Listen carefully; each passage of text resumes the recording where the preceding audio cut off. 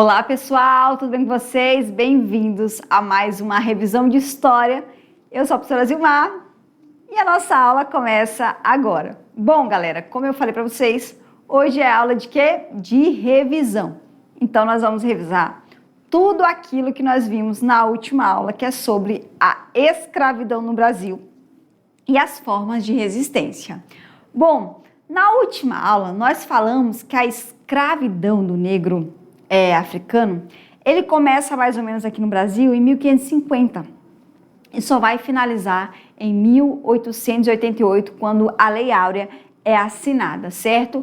Porém, mesmo com essa lei assinada, esse negro ele não vai ter espaço na sociedade brasileira, ele vai lutar para que isso aconteça, porque após a libertação dos escravizados, o governo ele não vai fazer nenhum tipo de política para receber esse negro nessa sociedade. E acaba que ele vai ser tratado com o mesmo racismo que ele era tratado de quando ele era escravizado nas fazendas produzindo açúcar, certo?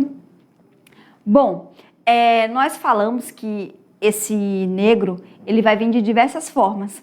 Ele vai vir traficado, ele vai vir vendido, ele vai vir sequestrado e aí vai vir dentro desses navios negreiros onde eles, dependendo da localização que eles fossem aportar para a cidade que eles fossem, demoravam meses para chegar. Então a vida dentro desses navios era extremamente precária, insalubre, muitos morriam de doenças, certo? Falta de comida, muitos deles tentavam também o suicídio, que era uma forma de resistência, porque viver aquela realidade era algo extremamente ruim, e acaba que o Brasil vai ser líder aí da escravidão.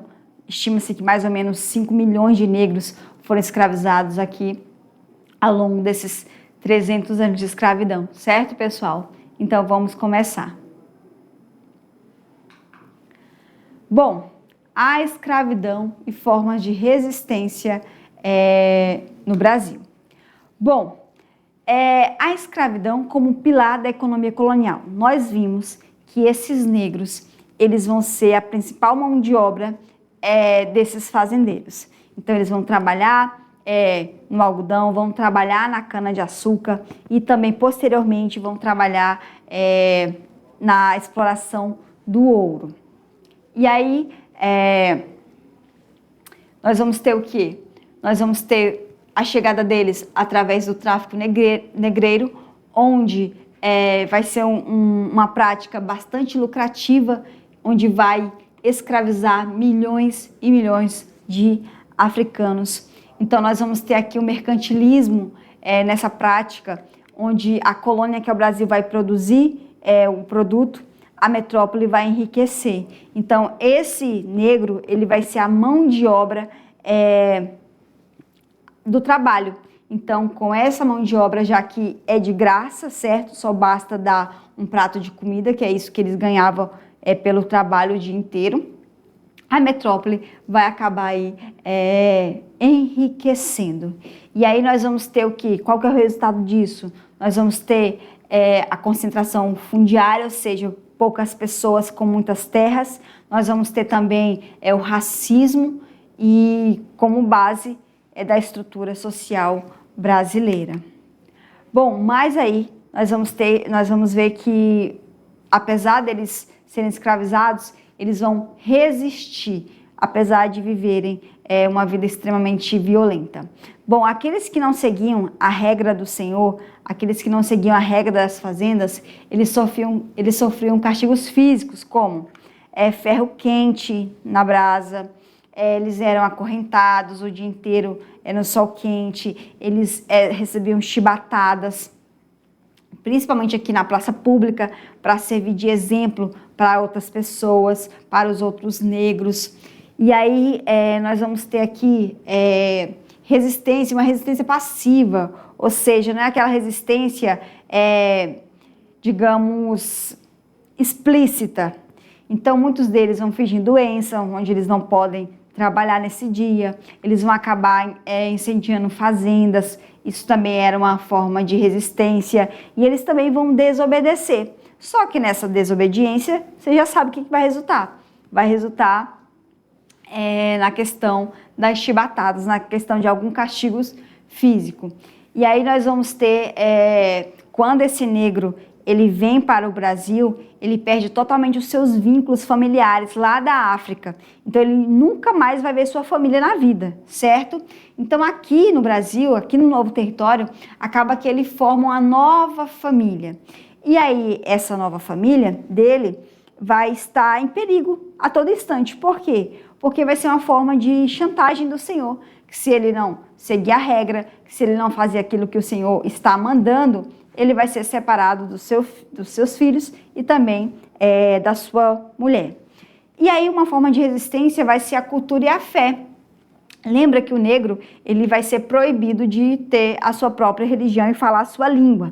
Então, nas escondidas, certo, ele vai manter a sua religiosidade, ele vai cultuar os seus deuses de forma em segredo na hora de dormir, na oralidade, ou seja, passar a história, contar histórias só de forma oral e também através das festas. E aí o quilombo é um símbolo de luta.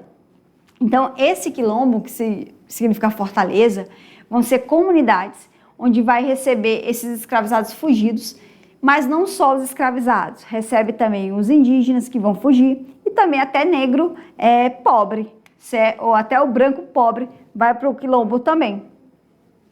E aí, o maior deles, nós vamos ter aqui, que vai ser o Quilombo dos Palmares, que vai existir quase 100 anos, que vai ser destruído. Nesses quilombos, tinha uma economia própria, como agricultura e troca de autossuficiência, ou seja, vão praticar o comércio entre eles, né, essa troca, vão se ajudar. E aí, nós vamos ter o legado dos quilombolas, reconhecidos pela Constituição de 1988. E aí,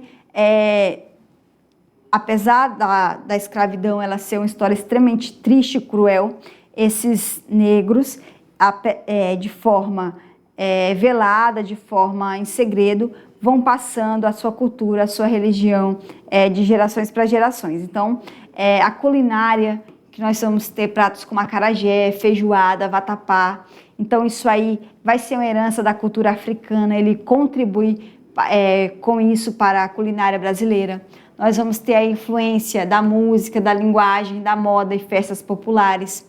Nós temos capoeiras e afoxés, que é uma resistência corporal e espiritual. E também nós vamos ter aqui as religiões, que vai ser o candomblé, a umbanda e o culto aos orixás.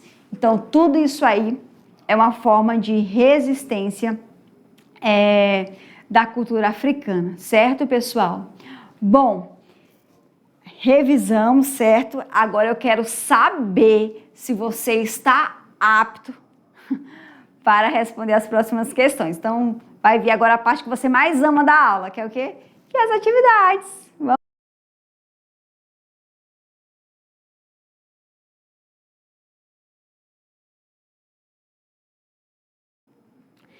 E aí, estava fácil? Claro que estava fácil, claro que você acertou tudo. Então, presta atenção em sem pular a questão, sem já falar a resposta correta, certo? A gente vai corrigir agora uma a uma. Vamos lá. Bom, na questão 1 é o seguinte. Sabemos que a escravidão já existia na África antes da chegada dos europeus no continente. Mas a escravidão se tornou um negócio lucrativo, tanto para os africanos que escravizavam, quanto para os europeus que traficavam escravos. Sobre a escravidão praticada pelos europeus, é correto afirmar: A. Portugal foi o primeiro país da Europa a realizar o comércio de escravos negros pelo fato de terem dominado o continente africano. B. No início, os portugueses escravizaram os africanos, porém, com o passar do tempo, foram substituídos pelos indígenas. C. Os africanos, assim mesmo como os indígenas, não se adaptaram ao tipo de trabalho realizado na colônia. D. Portugueses e espanhóis iniciaram ao mesmo tempo a escravidão dos povos africanos, seguindo o Tratado de Tordesilhas. E os portugueses usavam os árabes para aprisionar os escravos na África e depois compravam e transportavam em navios negreiros. E aí, pessoal, essa aí tá difícil ou está fácil? Me diga aí. Bom, você que marcou a letra A, você acertou, porque Portugal foi o primeiro país da Europa a iniciar o comércio de escravos negros, pelo fato de terem dominado o continente africano. Então, a princípio, os portugueses eles vão fazer comércio com os negros, que tinham vários escravizados já de guerra ou por dívida, e aí, após isso, eles mesmos vão começar a capturar, vão começar a sequestrar esses escravizados para trazer para o Brasil. Então, a maioria dos escravizados vão vir de Angola, que no caso vai ser uma colônia portuguesa, e também do Congo, certo? E aí agora chegou a hora da gente decolar para o futuro, que é uma pergunta extremamente longa, certo? É uma pergunta de Enem. Vamos lá, porque Enem é cansativo, está chegando a hora, hein, galera? Vamos lá. Bom, a Lei 10.639, de 9 de janeiro de 2003, alterada pela Lei 11.645, de 10 de março de 2008, inclui no currículo dos estabelecimentos de ensino fundamental e médio, oficiais e particulares, a obrigatoriedade do ensino de História e Cultura afro-brasileira e indígena e determina que o conteúdo programático incluirá os diversos aspectos da história e da cultura que caracterizam a formação da população brasileira, a partir desses grupos étnicos, tais como o estudo da história da África e dos africanos, a luta dos negros e dos povos indígenas no Brasil, a cultura negra e indígena brasileira e o negro e o índio na formação da sociedade nacional, resgatando suas próprias contribuições nas áreas social, econômica e política pertinentes à história do Brasil. Além de insistir no calendário escolar, o dia 20 de novembro, instituir, no caso, como data comemorativa do Dia da Consciência Negra. Então, assim, galera, geralmente questão de Enem é sempre muito grande. Então, aqui ele tá te dando um texto motivador. Ele tá falando o quê? Ele tá falando do ensino de história, da obrigatoriedade. Então, tu já sabe o quê? Que ele vai falar de escravidão. As referidas leis representam um avanço não só para a educação nacional, mas também para a sociedade brasileira. Por quê? Então, geralmente uma dica, quando o texto é muito grande, vai direto para a pergunta, que é essa aqui, ele está perguntando direto para ti. Professora, ele não cita do que ele está perguntando, qual que é o assunto aí. Quando é assim, aí você tem que voltar para ler todo o texto motivador. Mas uma das dicas é ler primeiro a pergunta, porque às vezes a própria pergunta te responde, te dá a resposta, certo? Então, por que essas leis que obrigam o ensino, o ensino africano e afro-brasileiro é importante? A. Legitima o ensino das ciências humanas nas escolas. B. Divulga conhecimentos para a população afro-brasileira. Impulsiona o reconhecimento da pluralidade étnico-racial no país. D. Reforça a concepção etnocêntrica sobre a África e sobre sua cultura. E. Garante aos afrodescendentes a igualdade no acesso à educação. Bom, galera, essa aqui está muito óbvia. É a letra C. Por que essa lei aí é importante?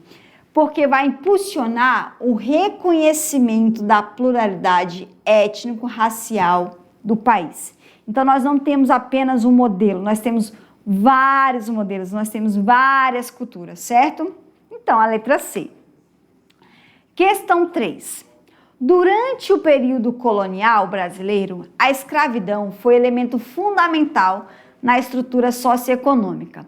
Sua adoção em larga escala nos engenhos de açúcar, na mineração e em outras atividades agrícolas, consolidou um modelo econômico baseado na exploração da mão de obra negra africana. Com base nesse contexto, é correto afirmar que a escravidão foi abolida no início do período colonial após a pressão de movimentos religiosos. Pelo contrário, a igreja ela legalizava essa escravidão. B. A economia colonial baseou-se no trabalho assalariado e na agricultura familiar. Não, trabalho assalariado, pelo amor de Deus. C. A escravidão foi essencial para a concentração de terras e riquezas nas mãos da elite local.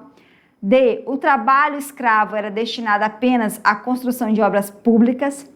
E E. O tráfico de escravizados foi limitado por Portugal já no século XVI. Bom, pessoal, é a letra C. A escravidão foi essencial para a concentração de terras e riquezas nas mãos da elite colonial. E aí chegamos aqui na 4. A organização dos quilombos se estruturava a partir de princípios de liberdade, coletividade e resistência à escravidão. Nessas comunidades, os ex-escravos reconstituíam um modo de vida baseado na economia e na autonomia e na valorização de suas culturas de origem. Com base no texto e nos seus conhecimentos, é correto afirmar que os quilombos eram comunidades subordinadas ao poder colonial e às ordens da coroa portuguesa? Não, porque ele era escondido. B. Reproduziam os mesmos sistemas de castigo e exploração dos engenhos? Não, pois lá eles eram livres. C. Limitavam-se à fuga individual e não tinham organização social? Não, eles eram muito organizados. E D. Existiram apenas no século XIX durante a campanha abolicionista? Não. E E. Representavam formas de resistência coletiva, política e cultural ao sistema escravista. Então, essa aí tá muito fácil. É a letra E, pessoal. E aí, acertou? Tenho a certeza que você acertou, porque você é inteligente, porque você prestou atenção na aula. Certo, pessoal? Então, a aula de revisão de hoje está ficando por aqui. Espero muito que você tenha entendido, que você tenha acertado todas as questões, certo? Então é isso. Até a próxima aula. Um grande abraço e